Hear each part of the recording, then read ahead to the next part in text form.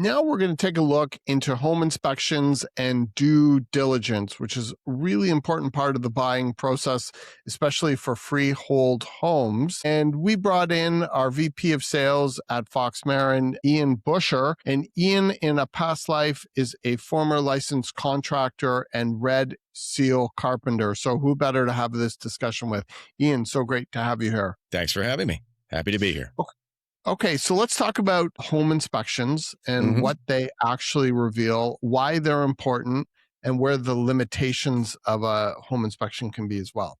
For sure. Yeah, absolutely. One of the things that I tell people, especially if they haven't looked at inspections before, is they're not perfect. They're not even all great, but it's better than nothing at all. So take everything in your inspection with a grain of salt. Inspections will tell us about the flaws within a house, the ages of the major components, aka the expensive parts, like a furnace or a boiler, the air conditioner, water heater, the wiring, the roofing, any potential upcoming projects the inspector might see. Issues like mold, insulation, water damage, electrical fixes that might be required, foundations, missing items, broken items, caulking, flashing, missing handrails, and grading and keeping water away from the outside of the house. Those are pretty much the large things that they tend to focus on. And what are the limitations of a home inspection? If you receive and read in great detail any inspection, usually within the first few pages, it says that they're limited in their scope. There's really only so much an inspector can do. Just like any of us walking through, we can't X-ray vision the walls. To a degree, they have thermal cameras where they can find hot spots and cold spots, but we can't damage anything. We can't really start taking anything apart. So when they get to the electrical panel, they'll take the cover off it and have a look. When they get to the furnace, they might take a panel off and look inside and see if there's any condensation. But they can't make a hole in the drywall. You don't own the house. The homeowners don't want anybody doing any damage like that. So the first few pages of the inspection, usually there's a disclaimer there that says, we can only do what we can do. We're trained professionals. We have a checklist. We have things we're supposed to be looking for. But we can only comment on what we see, realistically, is what it says. And what are common issues? Like the average Toronto home can be 100 plus years old, thinking about basements, thinking about electrical. What are some of the common issues that we come across with Toronto homes, and how are you thinking about those issues? Sure. It's interesting. Older homes probably have more, but there's a couple of things on my list here that are not that old that ended up being problematic as well. So it doesn't really matter the age. I think if you know the specific years that we had problematic elements or components that we use to build places, it's good to know the date that a home was built. I'll give you a quick example. If a home was built in the 70s, then you probably want to check for aluminum wiring. And if a condo or a home was built, I don't remember the exact years off the top of my head, but late 90s, early 2000s, you might want to check for Ki-Tec plumbing, which is also a problem. I think those were like 1998 to 2006. Yeah, something like that. Range. And aluminum wire isn't specifically the 70s. It's like 60 or 71 to 77 or something. Yeah.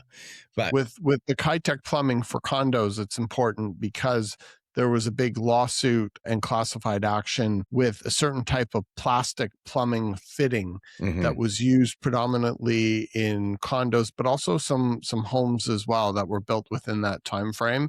And if you own a condo that was built within that time frame, you definitely want to make sure that you've had the Ki-Tec removed. And when it comes time to sell, be able to disclose that it was removed.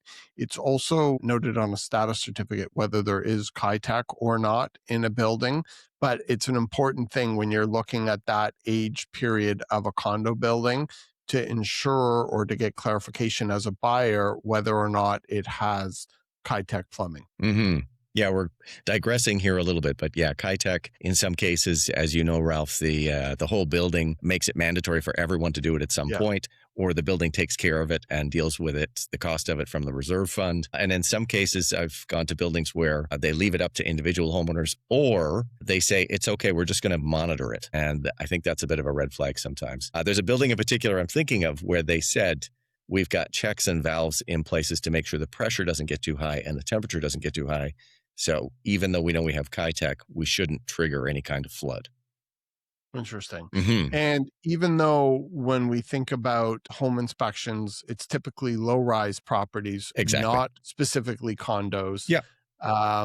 It's important to be aware of that because when you buy a condo, obviously the condo corp owns almost everything. So there's very little for an inspector to actually inspect. However, Ki-Tec is one of those watchouts as a buyer that you should be thinking of if it's built within that period. 100%. Yeah. Condo buyers are usually looking at the status certificate and they forego a home inspection because it's from the back of the drywall on the inside. That really is the only thing they own. And condos are much more recently built. So that means that everything was probably inspected at the time it was built Awesome. versus houses where anything could be done at any time. Yes, over generations. Exactly. So some houses you've seen are almost generational exercises in what not to do when doing a renovation, which is always, as a first-time buyer, something to be concerned about. So circling back to this original question, yes, common issues in older Toronto homes. What are some other things? Absolutely. Well, let's stick with the plumbing for now. Cast iron pipes and cast iron stacks are an issue.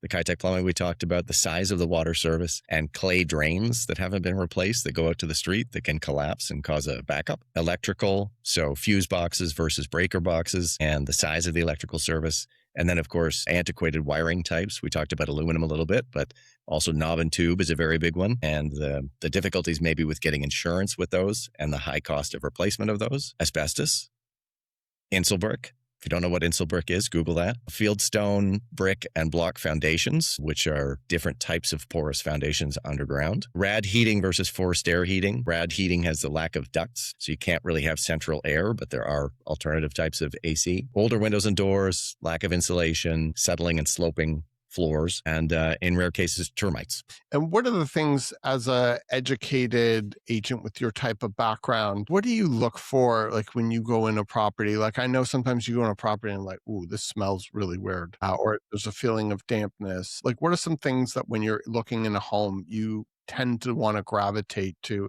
It's interesting because when I was more active as a buyer agent, I would always go to the basement. Like, the clients would always go upstairs and I'd be like, I'm going downstairs, because that's really where you get to understand if a house is hiding problems or not. How about all yourself? The telltale signs? Yeah, absolutely. And you're absolutely right. A handful of times people have said, I don't even need to see it, just put in an offer. And I say, you can't see from the pictures lie, first of all. But second, you can't see if somebody's been smoking in the home. You can't see if the house smells of pets, mustiness, cooking smells. So it's important to go stand in it for sure. And it's doubly important to go down to the basement. And when I start working with a new buyer, I usually give them a checklist of things to look for themselves if they happen to find themselves at an open house or at a showing without me for some reason. And that includes looking for the panel, the electrical panel, trying to figure out what size of service it is, if it's been updated, going and looking at the furnace. When gas appliances get installed, the gas fitter by law is actually required to do a soap test at the joint. So what they do is they take a little dish soap and water, mix it up and put it around that joint and make sure it doesn't bubble, which would be a sign of a leak. And they have to put a tag there. So sometimes the tags get lost, they get removed, but in a lot of cases, they just get ignored and they stayed there. So a water heater or a boiler or a furnace in a basement can have that tag on it. And the day of the soap test is pretty much the day of the installation. So if it says December 10th, 2010, then you know you've got a 15 to 16-year-old item there. Water heaters can be electric, so sometimes you won't find that tag on it, but that's a good indicator. If you can find an exposed wall in the basement, then you can determine whether or not those walls are brick, block, cement, fieldstone, and that will sort of give you an indication of the age. Brick we used up until about the 1920s. Then we switched to block. We switched to concrete mostly in the 70s. Fieldstone's a pretty old house, maybe 1800s. So what did I cover? Wiring. So usually also, if it does have a cast iron stack coming down, that's the wastewater pipe. It's about this big. And sometimes insurance companies will ask you to keep an eye on it, but sometimes they'll actually make you replace it because those will rust from the inside out and give you the most disgusting water feature you've ever seen. You do not want one of those. Also in the basement, there might be a chance for you to see if you've got plastic plumbing versus copper plumbing. If you can find where the water comes into the house, you can see if someone's upgraded it to 3/4 inch line or 1 inch line, which would give you better water pressure. That's really the big ones. And of course, being in the basement, you can determine if it's been dug out. What's the ceiling height like? Places like the utility room, maybe the laundry room, you might be able to see if there was any waterproofing done. If it's an unfinished basement, you might be able to find a sump pump. You might be able to find a backflow valve, other things that will show you that somebody's taken care of waterproofing or getting rid of groundwater from underneath the slab down there. Lots of different things to look for sure, in a basement. And Ian, what would you say the top 3 biggest mistakes you've seen and or a first-time home buyer can make when buying a house concerning the condition of the property and ending up in a real problem? 3 biggest mistakes. This has never happened to me, but I heard a lot about this when the market was really, really hot in 2020 and 2021, where people were saying, oh, well, my agent told me I couldn't do a home inspection. And I just sort of want to clarify here that you can always put in a condition of a home inspection, but when the market is hot like that, it usually means that your offer will be pushed aside for somebody else's if you're competing. But when an agent tells you you can't do one, I think for clarity, really what they should be saying is, if you want to do an inspection, you have to do it before we put the offer in. So don't ever believe anyone that says you can't do an inspection. There's just no time. And don't even touch it on a property exactly without a reputable do your due inspection. diligence. Yeah, find a way. The only problem with that system is you might be paying to have an inspection done before you offer, and you'll know an awful lot about a house that ultimately you don't end up buying or owning. So, Well, most cases today, agents actually do their own, provide a home inspection report. But yeah, it would be, especially as a first-time buyer, if you don't know your way around a house, it would be a real mistake to buy a property without having a report. Yeah, absolutely. A reputable report, Yes. because there are some very unreputable home inspectors out there. So just make sure it's done by a really good brand name and inspector. Yeah. You're actually bringing up something I wanted to mention too, was a pre-listing inspection really should be done by somebody reputable, a company that is widely known, respected, trusted. You and I both have seen some terrible inspections. I remember one in particular that said, the kitchen is nice. What is that? What does that have to do with anything? I don't care whether the inspector likes the kitchen. I want to know, what's leaking and what's falling apart and what's going to need replacing soon. So big mistakes, I don't think there are any, but I think it's important to note that if for some reason you're there and you're with your contractor, you're with your agent, and something does get missed, let's say it does have knob and tube wiring and no one realized it until an inspector went in and said, the wiring in this house is really old and it's going to need updating. There's always the possibility of going back to the seller and saying, we have found this, and doing an amendment to your offer for whatever the price of that item might be, or estimated price, I guess. And that's another important thing as well, having an agent or an inspector or a contractor that can give you a good ballpark quote of what some of these things are and whether it's major or minor, what we're talking about.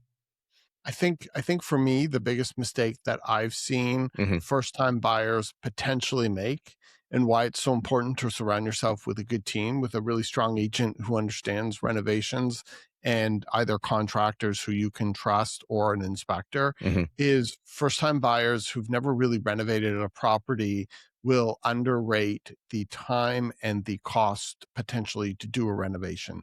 And there are so many situations where we've been pulling back our client being like, this house needs more work than you think it does. And oftentimes, once you get into the walls of these older buildings, you start to end up having a lot more problems to fix than you had identified or anticipated from the outset.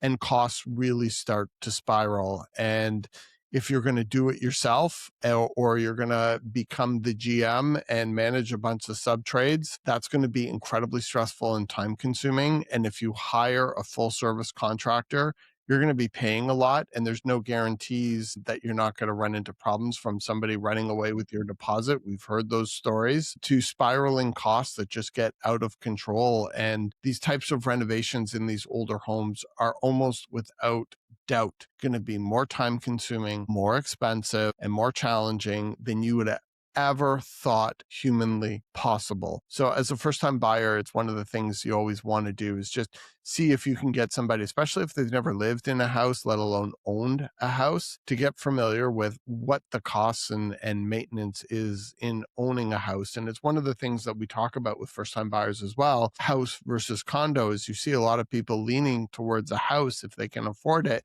by saying, well, I don't want to pay for maintenance fees. Ian, have you ever seen a maintenance-free house that doesn't require a ton of work? and costs? I wish I had written it down once upon a time, Ralph, but I saw statistically that it actually costs you more every year to own and operate a house than it does to pay the maintenance fees at a condo. Yeah. And Uh, I don't doubt that. Like when you have to replace a roof or your furnace goes and it's Christmas Eve and it's time and a half, like mhm, the stress and time of that, it is a really big commitment. And again, speaking specifically to first time home buyers, it is a much bigger commitment than most people would ever anticipate from the outset. And that's why it's so important to do your diligence up front and have people surrounding you who can advise you and sometimes even pull you back mhm. from biting off something more than you can chew. Absolutely. Yeah. If you are if you've got a career already, renovating a house is a second career. So when you get home and have dinner, and especially if you've got kids and pets and a partner, there's not much time left at the end of the day or on the weekends for tackling a huge renovation. So knowing the costs of something and hiring someone else to do it and whether or not you can live through it. Is this Oh something that yeah. you can actually be in the house for, or should you find somewhere else to go? Had many clients try to raw dog living through a Ugh, renovation and they have beyond regretted it. Something not for the faint of heart. absolutely. Ian, thank you so much for this conversation and for joining us. Is there any Mhm. last parting words you'd have for a first time buyer specific to inspections and due diligence? I would say if you've never looked at an inspection before, they're free. Pre-listing inspections are being handed out by agents who have listings. Get as many of them as you can, as early as you can, even if it's not a property you're interested in, and start reading through them now so that you know what's included in every single one of them. What is the language like? Start asking the questions now so that when your heart is beating because you've fallen in love with a great house, you actually understand inspections really well already. Great sound advice. Ian, thank you so much for joining us for this conversation. I hope everyone who's watched it got a lot of value out of it today. I'm happy to be here. Thanks, Ralph. Happy house hunting, everybody.